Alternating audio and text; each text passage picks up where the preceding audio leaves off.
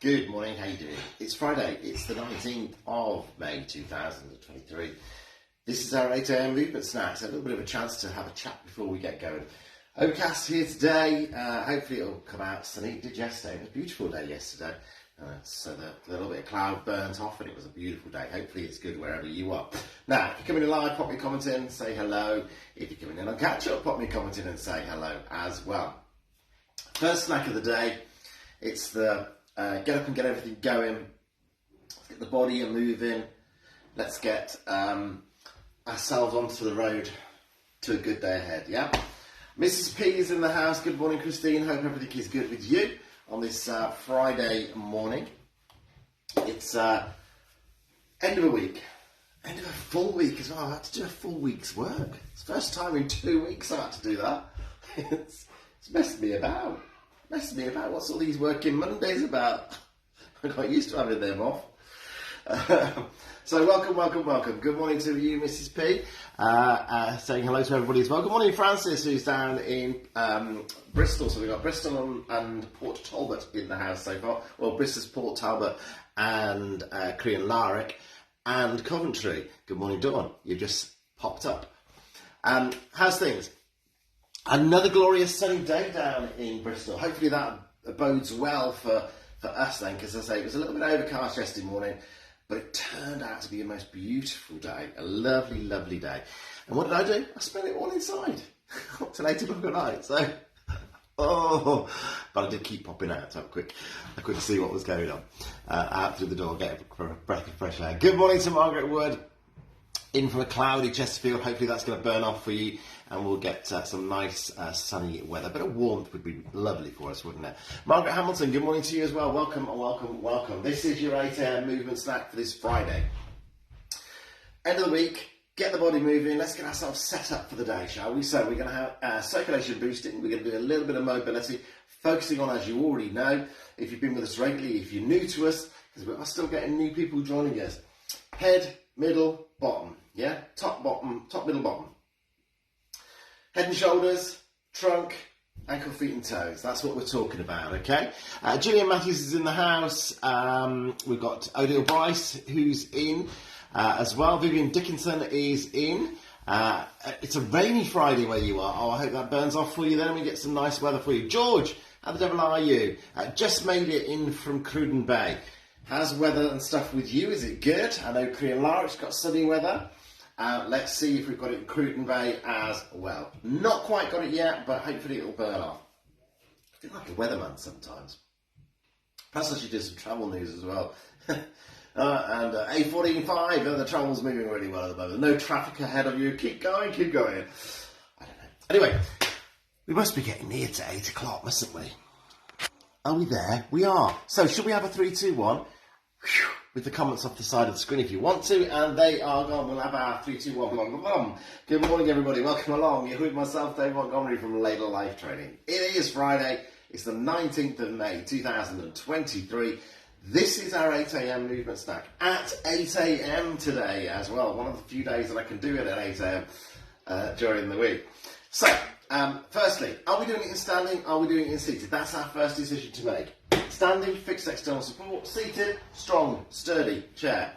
Got my shoes on because I'm going to rush out the door straight after this, but on a carpeted floor you could have socks or you could be barefoot.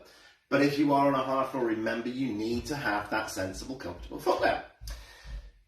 Right, so this is our mobilisation and circulation boosting movement snack of the day.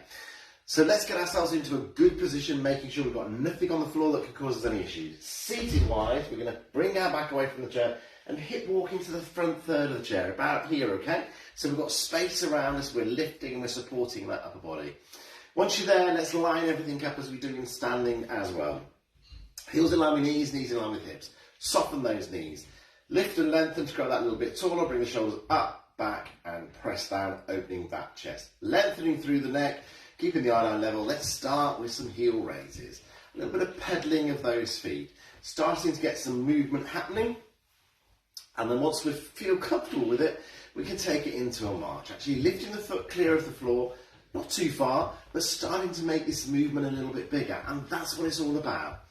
We increase the range, That's going to increase the demand from the body. So it's going to ask our heart to beat a little bit faster. It's going to ask our chest to breathe a little bit deeper if you want to get some more breaths more oxygen into the body. So we get it into the blood, get it around the body to where we need it into those muscles. Now, if you can, take that a little bit bigger still. Let's point the toes down towards the floor if we can. Getting that movement happening there. Seated, remember, you've always got that option. If you get discomfort into your hip flexors, bring it back down into a heel raise or a tap of the toes diagonally forwards rather than straight out in front. Pop the one arm in, elbow bent so it's got some purpose to it. It's not just a swing from the shoulder, we're not just letting it swing like that, we're actually driving this movement backwards. So we're in control of it, we're making it do what we want it to do, yeah? Now, in seated and in standing, just change to the other hand if you're not using sport. If you are using sport, make sure you've always got a hand on it. So in front, you can change as many times as you want to.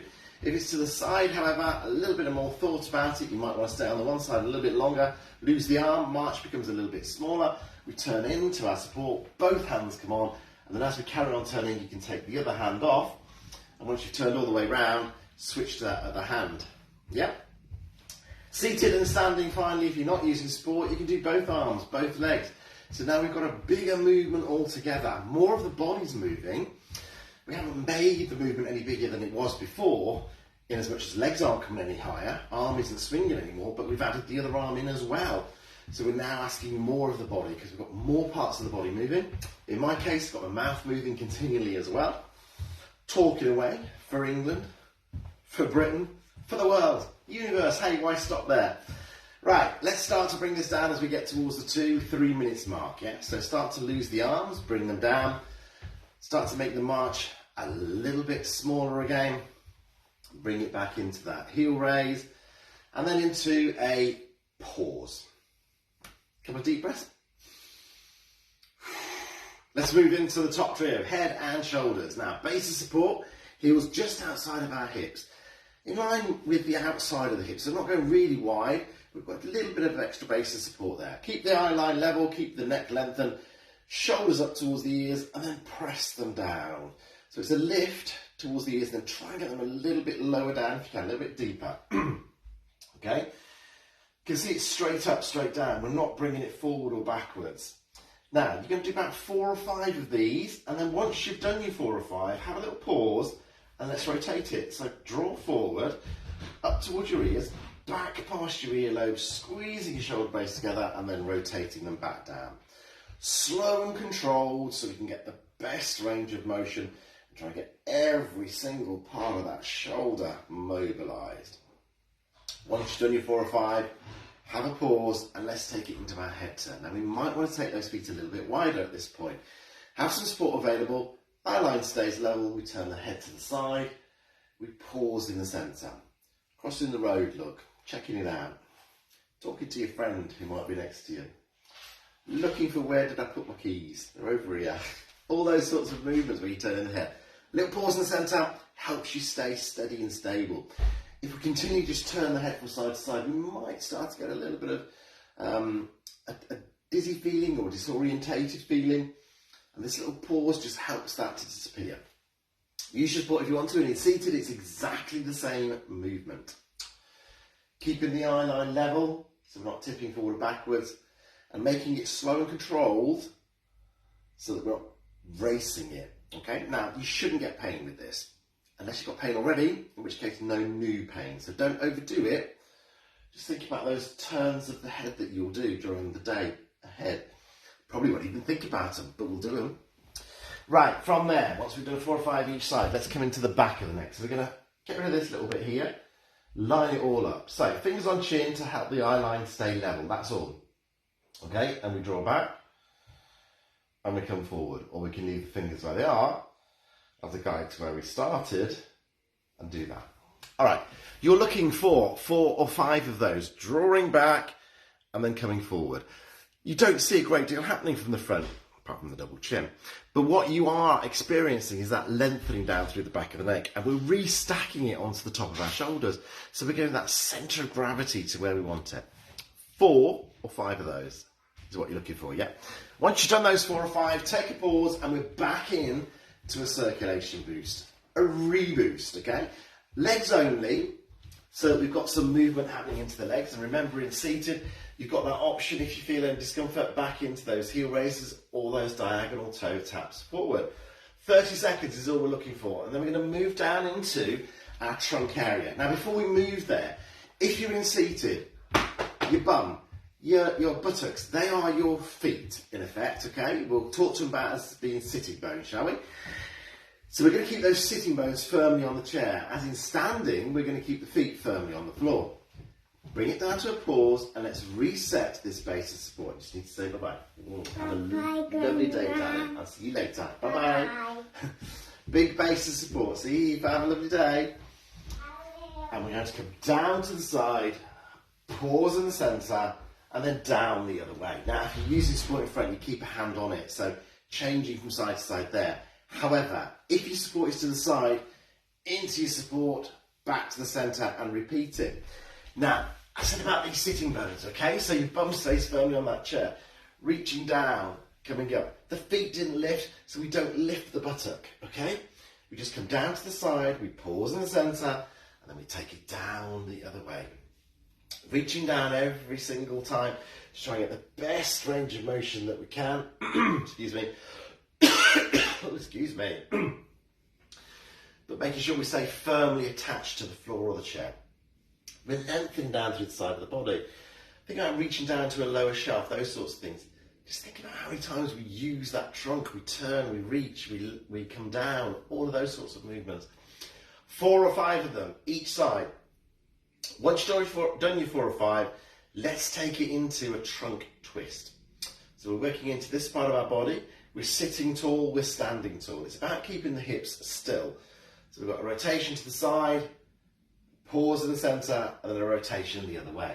Now, in standing, it's about keeping those hips still, as I say. In seated, you're getting some input from your chair as to whether the hips are moving. Can you feel the bottom lifting? If you can, you've got movement in your hips. So why not use your support to tell you that? Put your hips against it or put your bottom against it. Hands-wise with support, exactly the same as those side bends. If it's to the in front, change hands every time. If it's to the side, into the support, back to the centre, and then back to that support. But as I say, why not use your support? Give you that input. If you feel the hips lifting away, it's going to tell you you've got movement. If you feel the bottom lifting away, it's going to tell you you've got movement. And look at the difference as far as my knees are concerned. So here, look, the knees are staying perfectly still. They're softened, nothing's happening. But if I start to move that as well, can you see how this leg is starting to twist in? And I'm getting a bit of a strange movement down through my knee and through my ankle joint. I'm taking that alignment out of this leg. And that's what we want to avoid, is that movement down into our knee joint. So it might be a small movement to start off with, but the more we do it, the bigger it should get. With practice, yeah? 4 or 5 each way. Once you've done it, let's take it into the back, the big back extenders, okay? Hey, big back extender. Leg that's not going to move. Knee stays slightly softened. Why don't you support? Focus on getting the best movement into your back, because it's about the pelvis not moving. And I don't know why I said leg that's not moving, because that's a different thing. Both feet are flat on the floor, knees softened, okay? I've jumped ahead. Eye line stays level. We focus on this pelvis not tilting. So we lift and we extend. What we're avoiding is this movement, yeah, where the pelvis starts to move. So again, you might want to use your support, because in seated, again, those sitting bones tell us, those hips don't lie, you know it. Lift and draw. And if I feel the weight distribution between my bottom and the top part of my thighs changing, that's going to tell me I've got movement into my hips. And we want to keep that pelvis and those hips still. 4 or 5 of these, and this will really feel, well, hopefully it'll feel really lovely into your lower back. And if you've got any lower back pain, it will really help with it. It's a great stretch to do. A great movement, not a stretch, it's a mobility, it's a great mobility movement to do in the morning. Just lengthen through that spine. Get some mobility into there. Once you do 4 or 5. Have a pause, it's a reboost again, upper body. Arms only this time, driving the elbows backwards, getting that big movement. We can make it a bit bigger if you want, reaching forward more, driving back more, so you get some rotation into that chest as well. Now, if you're seated, not standing, coming to, then you might want to go over one of the trunk movements. You might want to go over the head and shoulder movements. Otherwise, we'll take it into our ankle, feet, and toes. Now, as we get towards that 30 seconds, bring it down a little bit smaller. Bring it back into a pause.